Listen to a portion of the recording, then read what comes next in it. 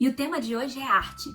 Afinal, o que é arte, o que não é arte e mais um monte de outras coisas polêmicas, porque eu estudei arte, então eu acho que eu posso e tenho todo o direito de falar um pouco sobre isso e compartilhar a minha visão. Lembrando que é só a minha visão, baseada em um monte de outras coisas que eu tive que estudar na faculdade e coisas que eu li na internet mesmo.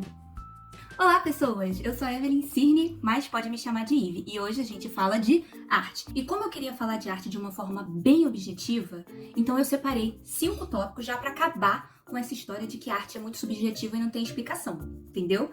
E os tópicos são significado, beleza, função, design e cópia. E vamos pro primeiro, que é significado. E eu quero ler, porque eu quero ser muito certinha e muito correta, e eu não quero perder nada. Nada. Então, vamos lá. Arte é uma palavra que se origina do vocábulo latino ars e significa técnica ou habilidade. Aptidão inata para aplicar conceitos usando talento ou habilidade na demonstração de uma ideia, um pensamento. Talento. Expressão particular de inteligência ou sensibilidade observada num artista. Jeito. Aptidão natural para realizar algo. Perícia. Excesso de talento ou habilidade para fazer algo. Criatividade humana que, sem intenções práticas, emocional... Não sei ler. Criatividade humana que, sem intenções práticas, representa as experiências individuais ou coletivas por meio de uma interpretação ou impressão sensorial, emocional, afetiva, estética e etc. Reunião das normas, princípios técnicos ou conceitos que são imprescindíveis na realização de alguma coisa original. Qualquer trabalho em estágio inicial, layout ou arte final antes de ser impresso. Publicidade. Representação das ações relacionadas com a apresentação gráfica ou visual de anúncios, cartazes e layouts. Basicamente, o que isso tudo quer dizer é que a arte é uma coisa que está ligada a talento e a habilidade. E aí vai ter gente que vai dizer: arte é a coisa mais subjetiva da alma. Mas, se a gente for olhar, por exemplo, para a arte do shampoo, quando a gente pega, sei lá, o urinol, é bem objetivo, não tem nada de subjetivo nisso, ele quer dizer exatamente aquilo ali. Então não tem essa coisa. Não tem por que as pessoas dizerem isso. Então a arte pode ser, de fato, uma forma de você realizar algo de acordo com o seu talento, através da sua habilidade para expressar algum sentimento, algum pensamento. E essa habilidade pode ser música, pode ser escultura, pode ser pintura, pode ser cinema, pode ser qualquer coisa. Bom, e isso, pra mim, é o que eu acho, o que eu acredito que seja o significado de arte. Quando a gente, sei lá, se tivesse que ter o dicionário da Evelyn, estaria lá, arte é isso. E vamos pro segundo tópico, que é beleza. Bom, existe um senso comum que diz que tudo aquilo que é feio, que é chato, que parece infantil e que aparentemente não tem técnica, não é arte. E eu sei que tem muita gente que já fala isso por aqui e vai repetir 1 milhão de vezes, mas eu vou repetir de novo, que é o seguinte. Primeiro que as definições de beleza são mais subjetivas que a própria arte e elas são resultado de um padrão de época. Cada época tem seu padrão de beleza. Ponto. E isso vai mudando conforme os anos. Nada de novo nisso. Segundo, que existe uma supervalorização da arte clássica. Não necessariamente a arte tem que ser bela. Ela precisa causar sentimentos em você. Você vai sentir raiva, você vai sentir tristeza, ela vai te incomodar, ela vai te deixar feliz, ela vai te causar alguma coisa. E esse sentimento que a arte traz em você, por si só, já é belo. Enfim, a arte, como tudo na vida, não precisa cumprir um padrão nem requisitos. E vamos pro terceiro, que é a função. E eu comecei a introduzir um pouquinho disso no segundo tópico, que é aquela coisa dos sentimentos e do que causa. Então, é bem por aí. A arte, ela pode ter uma função e às vezes ela deve ter uma função. Ela não deve só ficar ali na parede, pegando poeira. Até porque a maior parte das obras de arte não estão dentro do museu. E a arte, ela abre os nossos sentidos. Mesmo que você não goste, ela tá ali e ela te provoca um cadinho, sabe? Ela te faz sentir alguma coisa, e só por você sentir alguma coisa, você está sendo sensibilizado para várias áreas da sua vida. E é por isso que a arte é tão importante dentro da nossa sociedade. Ela que vai instigar primeiro, ela propõe o debate, ela tira as máscaras de algumas questões que são muito sensíveis pra gente discutir em sociedade. Ela estimula a gente a pensar no individual e no coletivo. E isso é muito importante, bem político mesmo. E também é com a arte que a gente consegue, muitas vezes, entender como é que uma época era sentida pelas pessoas que viviam nela. Por exemplo, a Guernica foi pintada por Pablo Picasso justamente para retratar os horrores do bombardeio na cidade de Guernica, na Espanha, pela Alemanha nazista. E aí você consegue sentir os horrores só de olhar. Não significa que você vai sentir como se você estivesse lá, assim como a música Cálice do Chico Buarque, que, enfim, tava falando sobre a ditadura. E aí a gente pode falar assim, mas e, sei lá, alguma coisa que não tem nada a ver com ditadura, guerra e tal. Mas mesmo algumas coisas que não tem nada a ver com isso, quando elas não falam, por exemplo, uma música sertaneja que fala sobre uma pessoa que levou chifre, sei lá, também tá dizendo que, tipo, não é pra você pensar em outras coisas além disso. Ou então, vamos convidar a pensar sobre como você está se sentindo com isso, sobre como isso é comum, isso, enfim, um monte de outras coisas. E acaba unindo um monte de gente junto com a Marília Mendonça, se dizendo corno e cantando na live dela. Bom, tá aí o papel da arte, né? Unir o geral. Pelo mesmo motivo. Todo mundo se reconheceu ali. Vamos pro quarto, que é design. E design é arte? Teoricamente, design não é arte.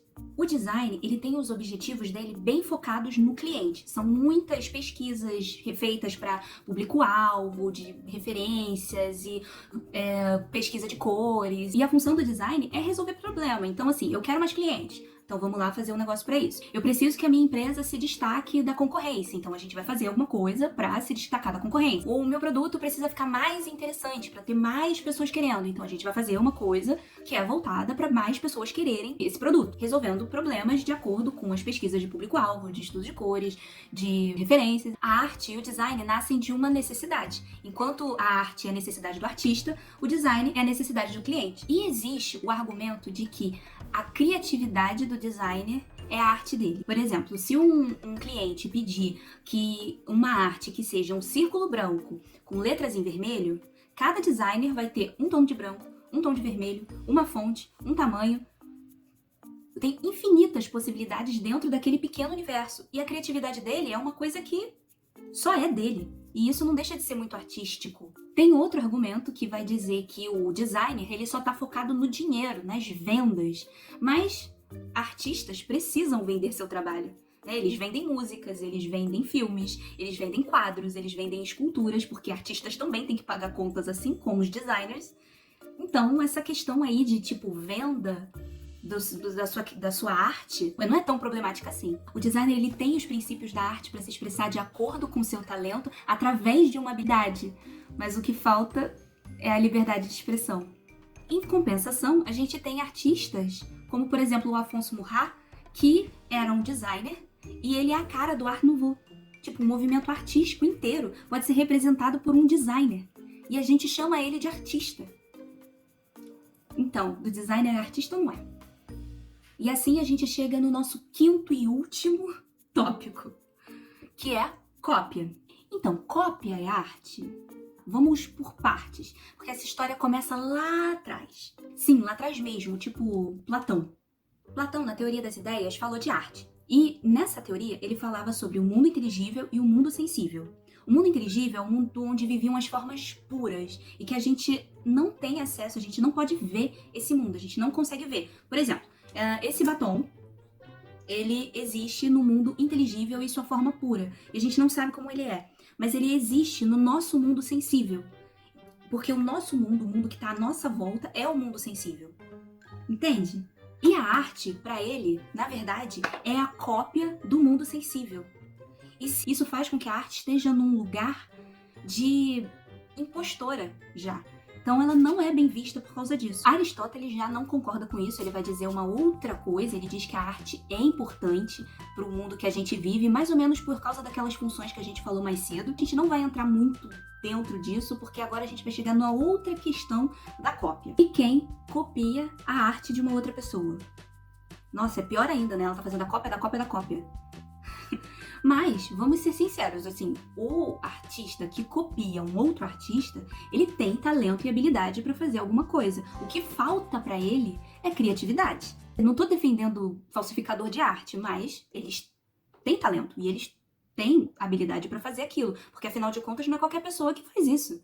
Se eu for pegar, sei lá, um Van Gogh, eu não vou conseguir copiar, nem brincando. Mas até que existe um estudo da Universidade de Tóquio que vai dizer que a cópia é sim muito importante para a criatividade. E esse estudo é conduzido pelo professor Takeshi Okada e pelo arquiteto Kentaro Ishibashi. E o estudo deles era juntar um grupo de alunos e pedir para eles copiarem outros artistas.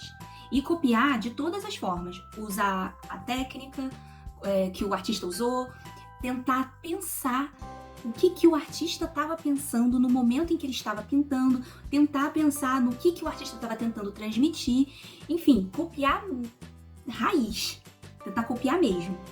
E aí eles começaram a perceber que ao longo do tempo, os alunos que estavam fazendo isso, que estavam copiando outros artistas de todas as formas possíveis, estavam se tornando artistas mais criativos que outros alunos que também eram muito bons, que desenhavam muito bem, que pintavam muito bem, que esculpiam muito bem. Só que esses alunos artistas que estavam se formando dessa forma, eles tinham menos medo de se expressar de formas diferentes daquilo que estavam acostumados. Eles iam além.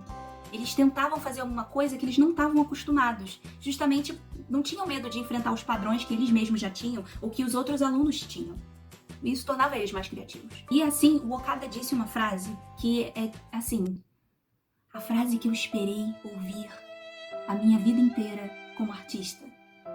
Mentira, mas é uma frase muito importante mesmo. Eu acho que para todo mundo, para quem tá se iniciando no mundo da arte. E ele diz o seguinte: criatividade não é sobre pensar em algo do nada. A criatividade ocorre quando você encontra alguma inspiração em algo. E aí vem aquela questão. A arte e a cópia, elas andam juntas. E elas podem andar juntas de uma forma que é muito benéfica para o artista. Então, se você anda aí falando para os seus amigos, para os seus filhos, para os seus primos, para os seus alunos, que copiar outros artistas não faz dele um artista, você está enganado. Enfim, esses são os meus pensamentos sobre arte. Eu tô dizendo de novo que são meus pensamentos de arte, tá? São as coisas que eu aprendi ao longo da minha vida, da minha carreira e também lendo muitas coisas na internet, porque a internet tá aí pra isso. Enfim, se inscreva, ativa o sininho das notificações, deixa uma curtida e um comentário dizendo o que você pensa sobre arte. Eu fico por aqui. Tchau!